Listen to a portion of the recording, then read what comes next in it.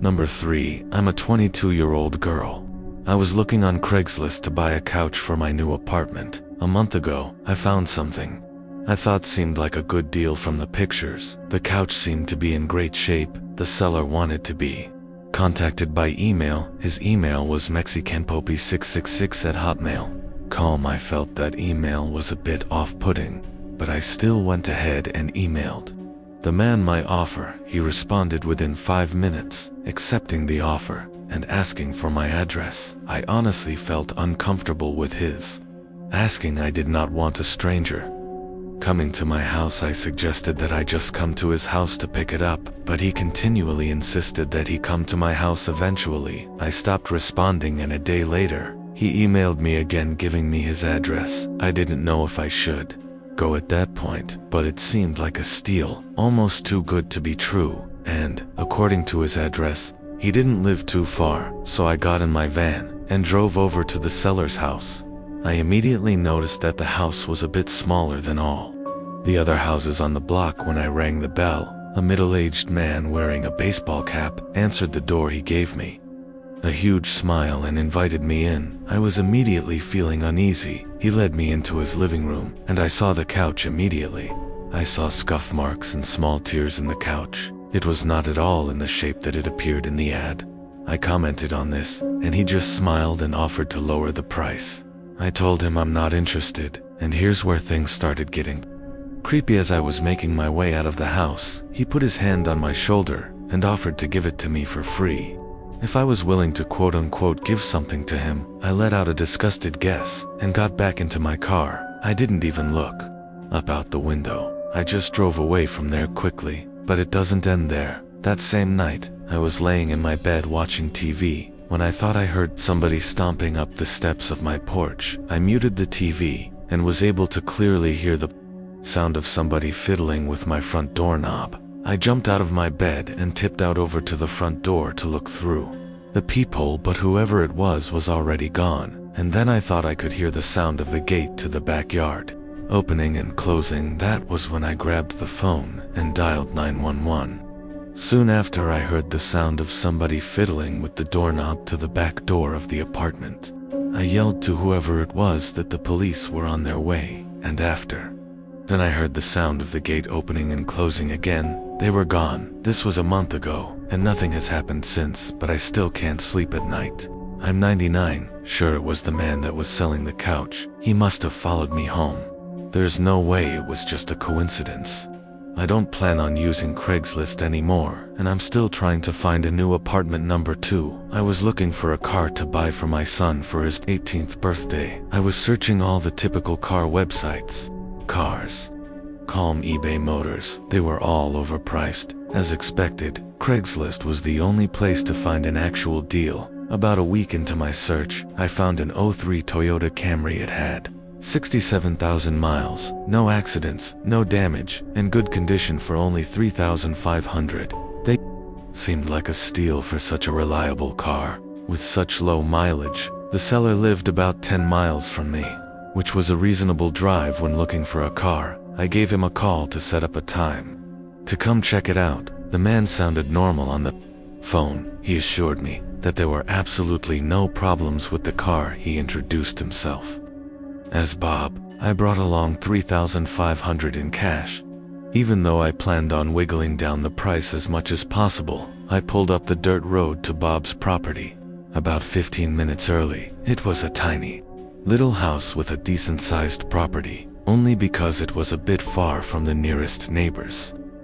The garage was open, so I walked over to see if anybody was inside, but except for an unusual amount of car parts, it was empty. The car was nowhere in sight. The only car on the property was an old pickup truck. I went over to the front door to check the house numbers. It was the right address. The doorbell button was missing, so I knocked on the front door.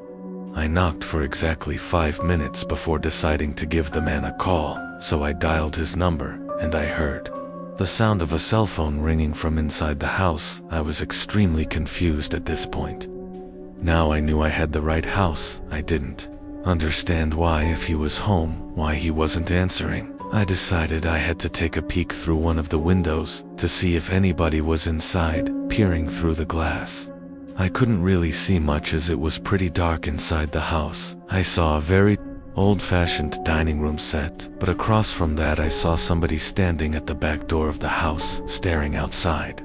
I figured that must have been Bob, so I knocked on the window, but he didn't even move. There was no gate or anything to the backyard. It was just a wide open yard, since this wasn't a rural area.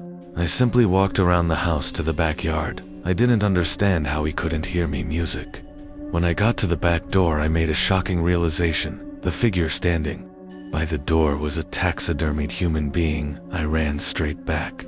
The way I came and back to my car, I looked up one last time before driving off. The blinds to the window I had peeked into had been shut, but I could see two of the blinds bent open. Somebody was at that window watching me. You can probably guess I had the gas pedal to the floor the whole way home. The whole situation still makes no sense. All the car parts, the fact that there was no Toyota Camry, the taxidermied human being, the fact that there was no car there leads me to believe that whoever that man wasn't planning on selling me anything. And that also leads to the disturbing thought that I was very close to becoming a lifeless statue staring out that man's back door. Number 1, I was looking to buy the iPhone 5 about a year ago. I found a guy on Craigslist who was selling his for $200. He claimed it was in mint condition and that he wanted to upgrade to the 5C.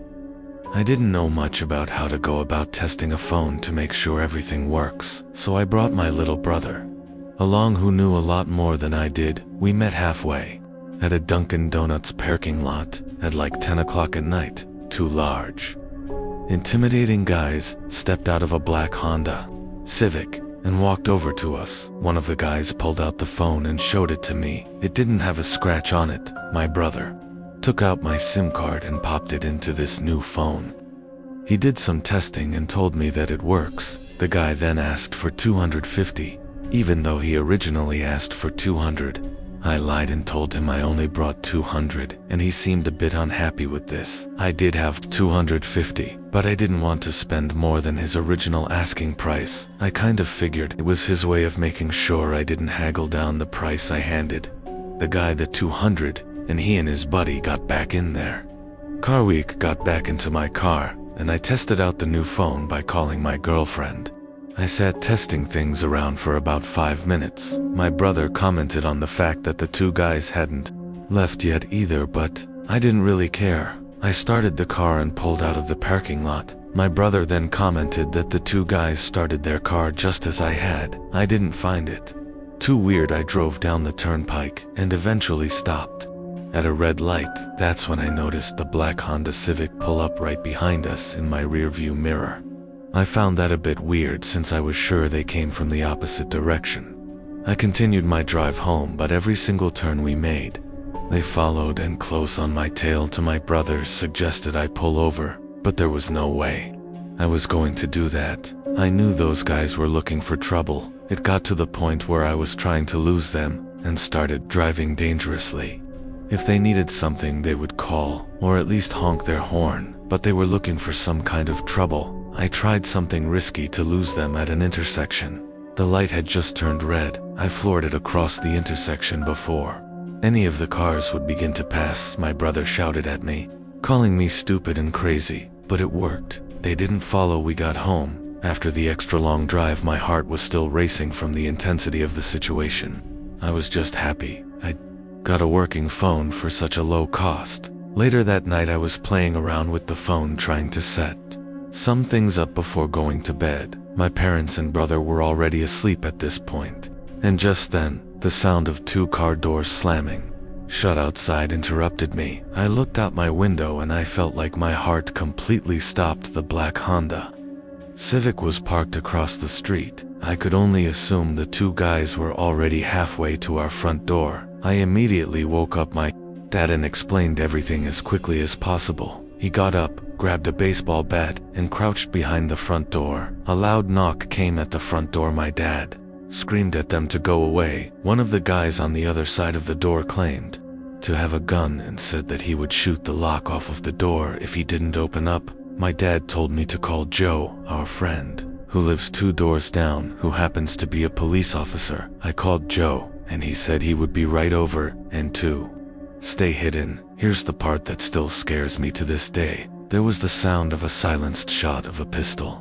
I peeked over and saw a bullet hole in the door, inches away from my dad's head. My dad ran away from the door and we all listened. We heard Joe outside yelling at them to drop their weapons. My dad went outside to help when they lowered their guns. Joe arrested the two. I have to say this was the scariest day of my life, but it was also the best I had ever felt in my entire life. Music, you.